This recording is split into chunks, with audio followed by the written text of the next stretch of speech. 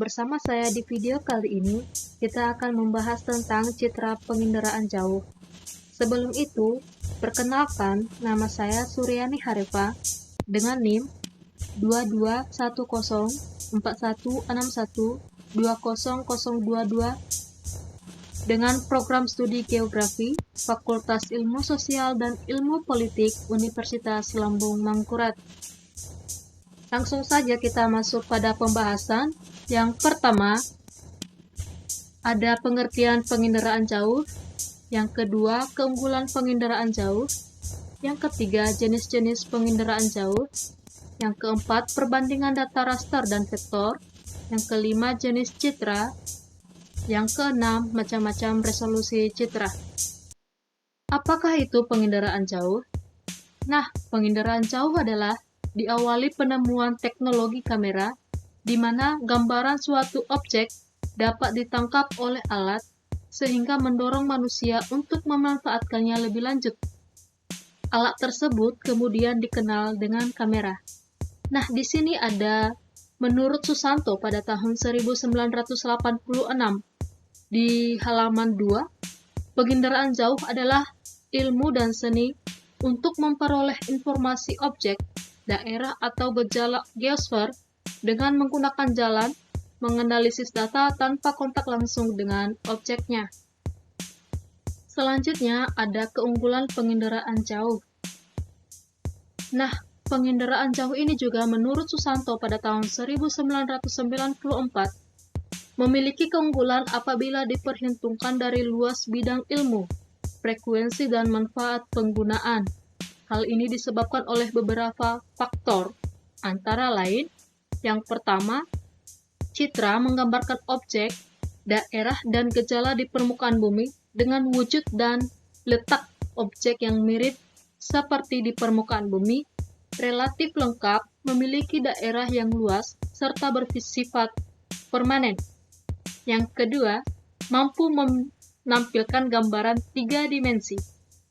Yang ketiga, karakteristik objek yang tidak tampak dapat diwujudkan dalam bentuk citra, sehingga dimungkinkan pengenalan objeknya. Yang keempat, citra dapat dibuat secara cepat, meskipun untuk daerah yang sulit dijelajahi secara terestrial. Yang kelima, merupakan satu-satunya cara untuk pemetaan daerah bencana. Dan yang terakhir, citra sering dibuat dengan periode ulang yang pendek. Selanjutnya ada jenis-jenis penginderaan jauh. Dapat kita lihat dari gambar di sini ada vektor dan raster. Secara garis besar, data hasil tangkapan sensor dan sudah diolah dalam bentuk file digital sebagai bahan analisis penginderaan jauh dapat dibagi menjadi 2 kelompok, yaitu data raster. Data raster ini merupakan struktur data node matrik yang mewakili kotak grid pixel pada umumnya atau warna point yang dapat dilihat via monitor, kertas, atau media lainnya.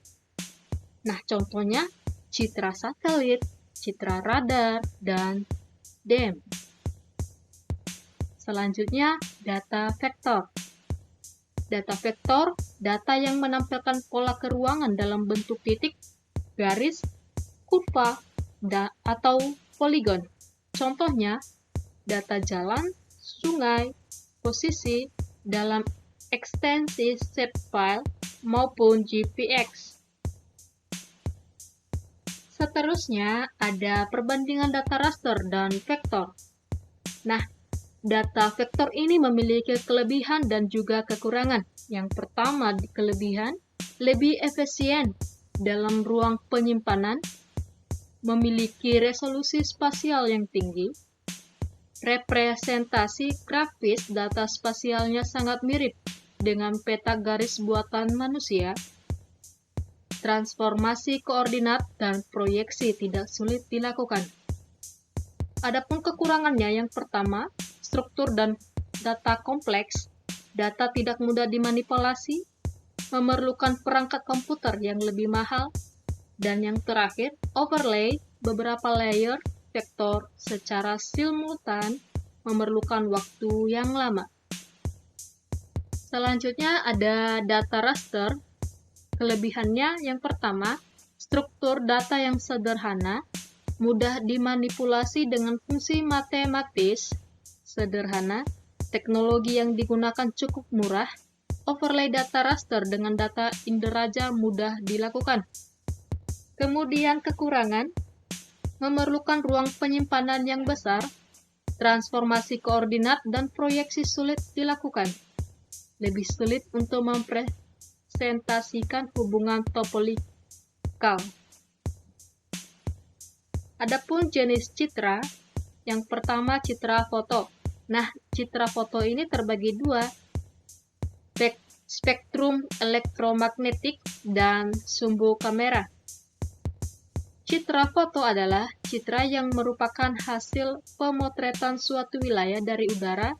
Citra foto yang kemudian disebut foto udara direkam melalui kamera. Perekamannya secara serentak untuk satu lembar foto udara dan menggunakan spektrum tanpa atau perluasan. Selanjutnya citra non-foto. Dibagi menjadi 3, spektrum elektromagnetik, sensor, dan wahana. Citra non-foto merupakan proses perekaman suatu objek dengan sensor lain, kamera. Sensor yang digunakan mendasarkan atas pemindahan atau scanning. Kemudian ada spektrum elektromagnetik. Foto ultraviolet. Cirinya tidak banyak informasi yang dapat disadap. Foto ini mudah pengenalannya karena kontrasnya yang besar. Foto ini sangat baik untuk mendeteksi tumpahan minyak di laut, membedakan atap logam yang tidak dicat, jaringan jalan aspal, dan batuan kapur. Kemudian ada foto ortokromatik. Cirinya seperti banyak objek yang tampak jelas. Foto ini bermanfaat untuk studi pantai karena filmnya peka terhadap objek di bawah permukaan air hingga kedalaman kurang lebih 20 meter. Baik untuk survei vegetasi karena daun hijau tergambar dengan kontraks. Foto pankromatik, cirinya warna objek sama dengan kesamaan mata manusia, baik untuk mendeteksi pencemaran air, kerusakan banjir, penyebaran air tanah, dan air permukaan. Selanjutnya, foto inframerah asli. Cirinya dapat mencapai bagian dalam daun, sehingga rona pada foto inframerah tidak ditentukan oleh warna daun, tetapi oleh sifat jaringannya. Selanjutnya, baik untuk mendeteksi berbagai jenis tanaman, termasuk tanaman yang sehat atau yang tidak sehat. Selanjutnya ada juga foto inframerah modifikasi. Dapat kita lihat gambarnya. Kemudian ada sumbu kamera. Citra foto condong, citra foto tegak, dan citra foto sangat condong. Selanjutnya ada citra non-foto. Yang pertama, citra inframerah thermal dan citra multispektral. Selanjutnya, ada macam-macam resolusi citra. Yang pertama, resolusi spasial. Resolusi spasial dalam penginderaan jauh berarti ukuran terkecil objek yang dapat direkam oleh suatu sistem sensor sehingga menunjukkan kerincian informasi yang dapat disajikan oleh suatu sistem sensor. Di sini dapat kita lihat gambarnya bahwa ada resolusi rendah, resolusi menengah, resolusi tinggi. Kita bisa melihat bagaimana perbedaannya. Jika resolusi rendah maka tidak jelas, dan jika seandainya di resolusi tinggi maka semakin jelas. Selanjutnya ada resolusi spektral. Resolusi ini menunjukkan kerincian panjang gelombang elektromagnetik yang digunakan dalam perekaman objek pada sensor. Sensor satelit dewasa ini menunjukkan keunggulan berupa penggunaan beberapa saluran gelombang elektromagnetik atau disebut band, sehingga hasil perekamannya disebut citra multispektral. Selanjutnya ada pita merah menunjukkan klorofil, dapat kita lihat gambarnya. Dan yang terakhir ada pendeteksian kawasan pertanian. Di sini dapat kita lihat bagaimana perbedaan di citra ini. Kemudian ada resolusi temporal. Nah, di resolusi temporal ini adalah intensitas perekaman suatu wahana pada tempat atau posisi yang sama. Satelit sebagai wahana, sebuah sensor tentu memiliki waktu tertentu untuk mengorbit bumi, sehingga terdapat jangka waktu untuk kembali mencapai posisi yang sama. Nah, dapat juga kita lihat gambar contoh visualisasi resolusi temporal. Selanjutnya ada resolusi radiometrik. Nah, resolusi ini memiliki pengertian tingkat kepekaan sensor terhadap perbedaan terkecil kekuatan sinyal yang dihasilkan dari objek perekam, sehingga dibedakan dari segi warna dan intensitas cahaya. Nah, ini menurut Dermawan dan kawan-kawannya pada tahun 2018.